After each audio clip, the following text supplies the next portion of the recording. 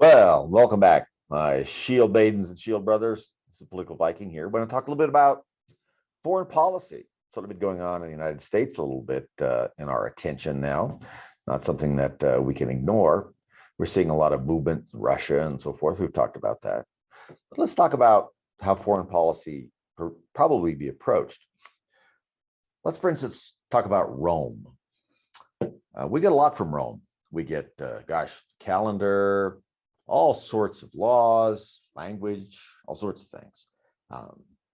This is what people think Rome's foreign policy was founded on. To some extent, not altogether untrue. This is a gladius, where we get the word gladiator from, and so forth. And this actually is a little bit longer than normal would have been. There were all sorts of lengths of this depending on the time. The latter Roman Empire used a spatha, which was actually a little bit longer than this, about this long, and a little more of a conventional sword.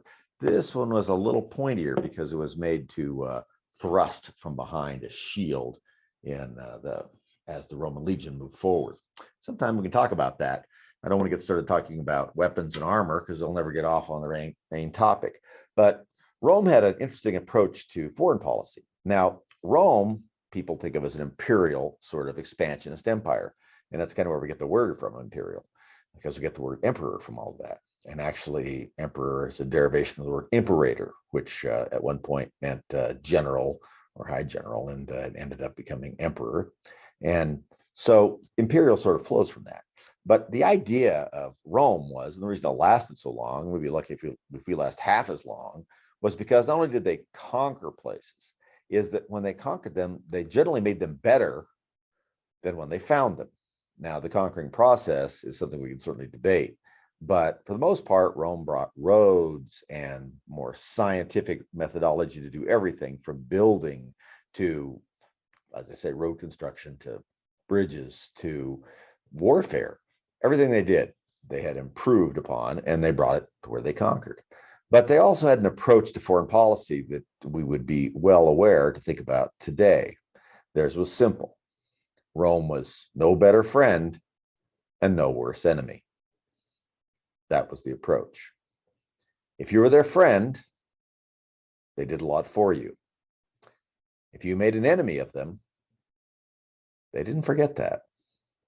And they didn't like leaving enemies behind them.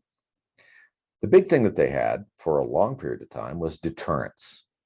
When they had Pax Romana, which was the peace of Rome, when there was much conquest going on, but maintaining the borders of the empire and sort of settling things in, the idea was that you'd be crazy if you lost your deterrence. If you say, well, we have everything just the way it is now, let's bring our legions home and we'll all just be happy. That's not what would happen. It's not what happens today either. And that's the problem we're having with places like Russia, China, Iran, is because we've lost the idea of deterrence. People no longer believe we're going to do anything about anything.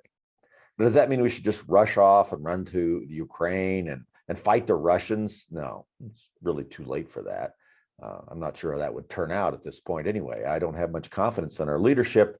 Lloyd Austin, who is the Secretary of Defense, seems to be much more interested in rooting out white supremacy and undesirables in the military. And of course, with the main job, which of course is getting flight suits for pregnant women. And General Mark Milley, who is the chairman of the Joint Chiefs of Staff, which, by the way, is an advisory council. Somehow people get the idea that they're running things. They're not supposed to run anything. They advise the president on the functions of the various parts of the military that they represent. The chairman runs the board of that. They don't have operational control over anything. That's why General Milley was way out of line when he was telling people that, oh, when Trump is here, call me before we do anything and I'll take. He doesn't have any ability to take charge of anything. And that, of course, was a big problem. But when you see those folks, it makes you wonder if you can have any deterrence at all. Think about if you were sitting, I don't know, Moscow or what is it now, Beijing. Think about how many times that's changed. It's Peking, Beijing. Who knows what it'll be in the future? It's pretty difficult to decide what words sound like when the language is so far off from our own, and the letters that they use to spell them have no relationship to our alphabet whatsoever. It's the same thing in the Russians. I mean, the Cyrillic alphabet the Russians use doesn't look anything like ours.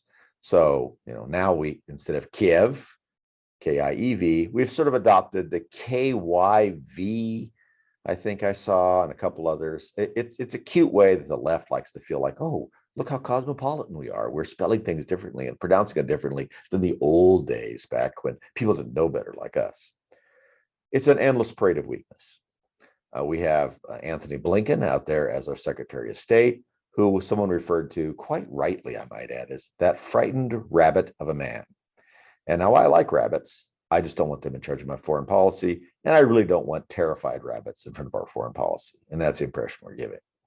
Without some sort of deterrence, you don't have any freedom, and people do what they want to you, around you. And eventually, if they're not doing things directly in your national interest, they will get to that.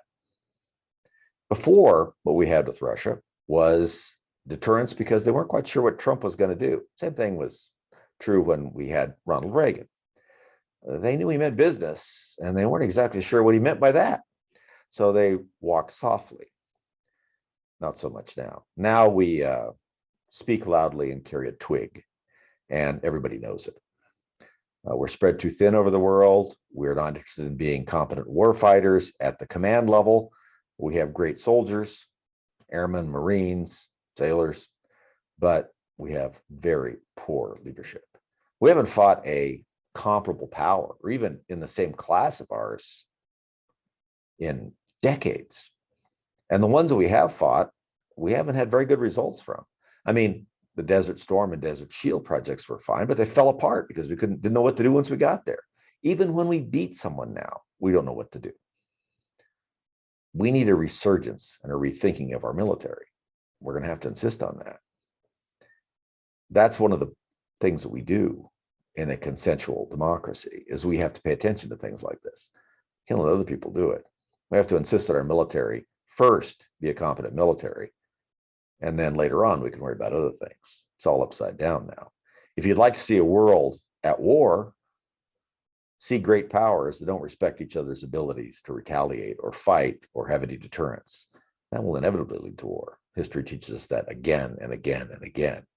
When Rome started falling apart, no longer was a deterrent for a lot of reasons we could talk about.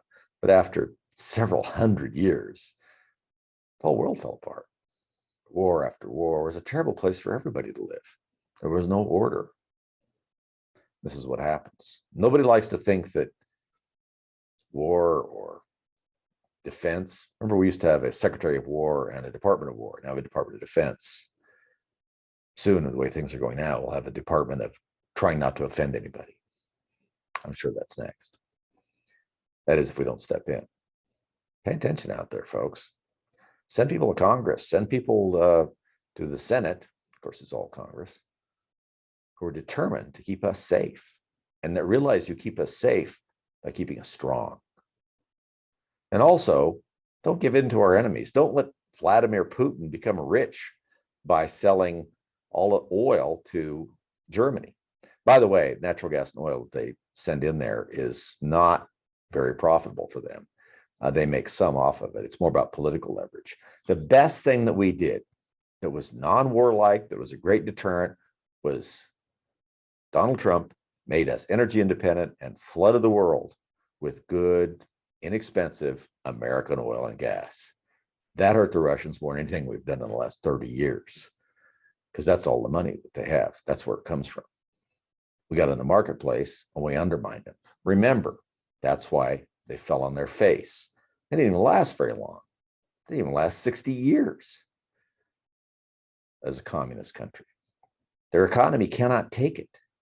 Same thing here. They're not directly communist anymore, but it's a planned economy. It'll fall on its face if it doesn't have money flowing in all the time. And if they can't compete in the world market for gas, oil, whatever else that they have that's a commodity, they will fall on their face. Sooner or later, Putin, no matter how much strong man he is, when everybody can't afford to buy shoes, things will change. We have to make sure that happens. Pick the right people, folks. We will talk to you soon.